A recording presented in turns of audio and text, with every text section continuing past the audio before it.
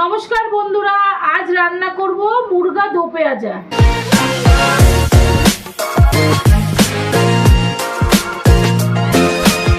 এটা করার জন্য মুরগা তো লাগবেই। মুরগা মানে হচ্ছে মুরগি, মুরগি বলতে একই জিনিস হয়তো বোঝায়, আমি জানি না, আমি যেটা জানি সেটাই বললাম। আর কি কি লাগবে দেখে নাও। এখানে মুরগা দো পেঁয়াজা আলু তো বানতা হে, আলু ছাড়া চলবে না। আলু একদম ভেজে সেদ্ধ করে ভেজে নিয়েছি। আর নিয়েছি এখানে কুচুনো পেঁয়াজ, ডুবো করা টমেটো, তারপর এখানে ডুবো ডুবো করা পেঁয়াজ, দুরকমভাবেই পেঁয়াজ লাগবে।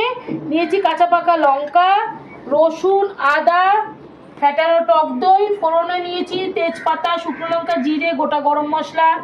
এখানে নিয়েছি সর্ষের তেল, হলুদ, লবণ আর জিরের গুঁড়ো।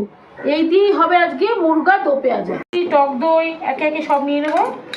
আর একটা জিনিস কিন্তু আমার দেখানো হয়নি, সেটা হচ্ছে লাল লঙ্কার গুঁড়ো।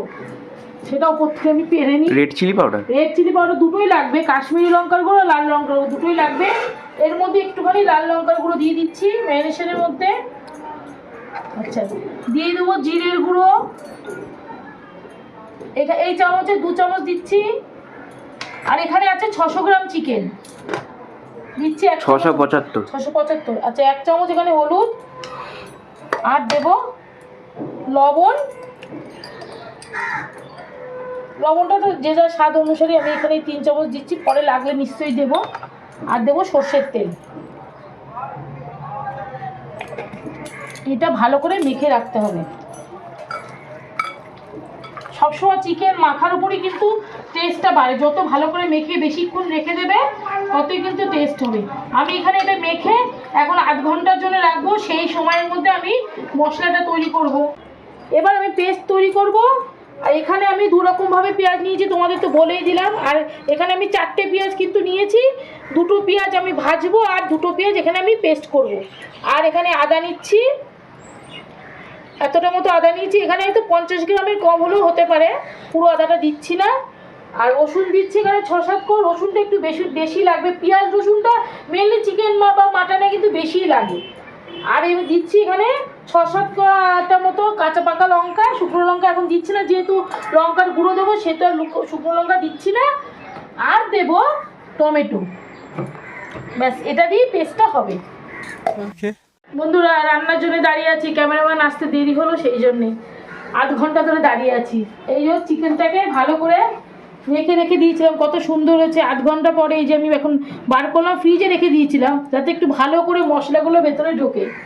আর এদিকে আমার এই যে পেস্টটা করা হয়ে গেছে, তোমরা দেখে নাও, পেস্টটা করা হয়ে গেছে। এবার রান্নাটা শুরু করতে হবে। প্রথমে তোমাদেরকে তো আমার বলাই হয়নি, আমি ভুলেই গেছি। এই যে পেঁয়াজটা আমাকে ঘি দিয়ে ভাজতে হবে, তবেই না সেন্ট আর টেস্ট দুটোই হবে। বলেন কি একদম। এর জন্য গরম করার জন্য অপেক্ষা করতে হবে না। এদিকে ধোয়া উঠে গেছে। এবার আমি ঘি তো দিলে ধোয়া উঠে যাবে। ঘিয়ে ভাজা পেঁয়াজের কিন্তু টেস্টই আলাদা। হ্যাঁ, ঘিয়ে ভেজেই তুলতে হবে। একদম ভুলে গেছি। এর মধ্যে আমি একটুখানি লবণ দিয়ে দিচ্ছি, পেঁয়াজটা যাতে একটু নরম হয়। বেশি দিচ্ছি না, বেশি নরম হলে চলবে না। পেঁয়াজটা ভাজা হতে হতে তোমাদের কাছে একটা সাজেশন চাইছি বন্ধুরা। আমি একটা এডিট করার জন্য ল্যাপটপ কিনবো। তা ভেবেছি, আমি আর আমার ছেলে ভেবেছি যে আসুসের ল্যাপটপ কিনবো। ওইটা কি ভালো হবে? এডিট করার জন্য কি খুব ভালো হবে? যদি ভালো হয় তাহলে আমাকে একটু কমেন্ট করে জানিও। একটুখানি সাজেশন চাইছি। খারাপ হলেও জানাতে বলো। খারাপ হলেও জানাবে। আর কোনটা ভালো হবে সেটাও জানিও। কোন ব্র্যান্ডটা? হ্যাঁ, কোন ব্র্যান্ডটা ল্যাপটপে মানে এডিট করার পক্ষে যে ভালো হয়। যেহেতু আমরা আমাদের এডিটের জন্য মোবাইলে এখন সাপোর্ট পাচ্ছি না, মোবাইলে হচ্ছে না, ঠিকঠাক মতো হচ্ছে না। সেই জন্য তোমাদেরকে ভালো করে ভিডিও দিতেও পারছি না। যা ভিডিও করছি সেগুলো হয়তো তোমরা ভালো করে বুঝতেও পারছো না। তার জন্যই আমি ল্যাপটপটা কিনতে চেয়েছি। ওর আমি দুজনেই দেখা যাক, এখন তোমরা একটু বলো, তারপরে আমরা ভেবে নিই কোনটা কি ভালো হয়। তারপরে কিনলে সেটাতে এডিট করলে তোমরা দেখতেই পাবে। তোমাদের সাথে কথা বলতে বলতে পেঁয়াজটা কিন্তু নরম হয়ে গেছে। আর একটুখানি ভাজবো, ভেজে আমি তুলে নেব। আর এদিকে তোমার আলু ভাজা হয়ে গেছে, রান্নাটা তাড়াতাড়ি করতে পারবো। আর এখন টাইম হচ্ছে 3:30। তোমরা তো ভাবো যে একটা ভিডিও দেখি একটুকু টাইমের মধ্যে অনেকটা সময় লাগে, যারা যারা করে তারাই জানে। হয়তো আমার বলাটা ঠিক হচ্ছে কিনা আমি জানি না, আমার একটু মনের কথা তোমাদেরকে বললাম। আর এখানে ভালো করে পেঁয়াজটা একটুখানি ভেজে নিতে হবে। খাবারটা করতে যতটা সময় লাগে খেতে কিন্তু একদমই সময় লাগে না, করতেই যে সময়, রেডি করা রান্না করা প্রচুর সময়। এই দেখো তোমাদের সাথে কথা বলতে পেঁয়াজ অলরেডি নরম হয়ে এসছে। তোমরা চাইলে এটাকে একটু ডিপ করেও ভাজতে পারো, আবার একটু নরম রাখতেও পারো, কোনো অসুবিধা নেই। যেহেতু এখানে ঘিয়ের ফ্লেভারটা আছে সেহেতু খেতে কিন্তু একদমই খারাপ হবে না। তাও আরেকটুখানি ভেজে নিচ্ছি, আর একটু সামান্য একটু ভেজে নিচ্ছি। ক্যামেরাম্যানের খুব জোর খিদে পেয়েছে, ক্যামেরাম্যান পেটে হাত বোলাচ্ছে খিদের যন্ত্রণায়। আমি রান্না করলে না মশা কামড়াচ্ছে। আচ্ছা মশা কামড়াচ্ছে, হ্যাঁ দাঁড়িয়ে আছি না, মশা আছে। আচ্ছা এবার আমি তুলে নিচ্ছি।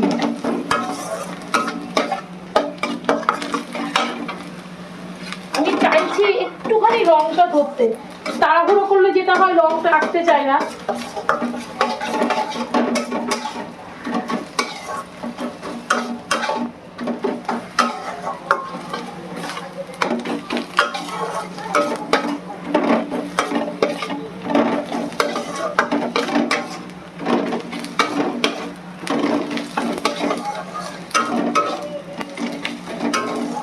ব্যাস হয়ে গেছে, এবার আমি তুলে নিচ্ছি।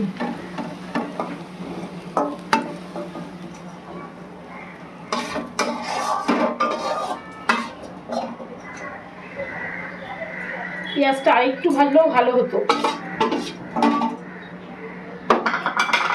এদিকে তেল একদম কড়াই গরম হয়ে গেছে, তেল কোথায় গরম? তেলটাও ঘিটা গরম হয়ে গেছে।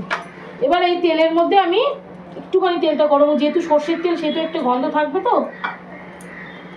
এবার আমি তেল গরম তেলের মধ্যে তেজপাতা, শুকনো লঙ্কা, জিরে আর গরম মশলা একবারে ফোড়ন দিয়েছি। তুই একটু সরে যা। দিয়ে এই টমেটো 3টে ছিল, টমেটো 3টেও দিয়ে দেবো, আর যে পেস্টটা করেছে সেটাও দিয়ে দেবো।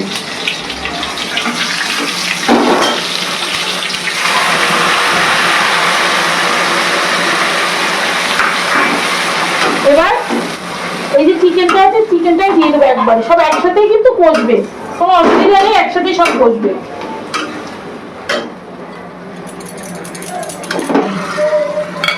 ভালো করে এটা এখন কষাবো।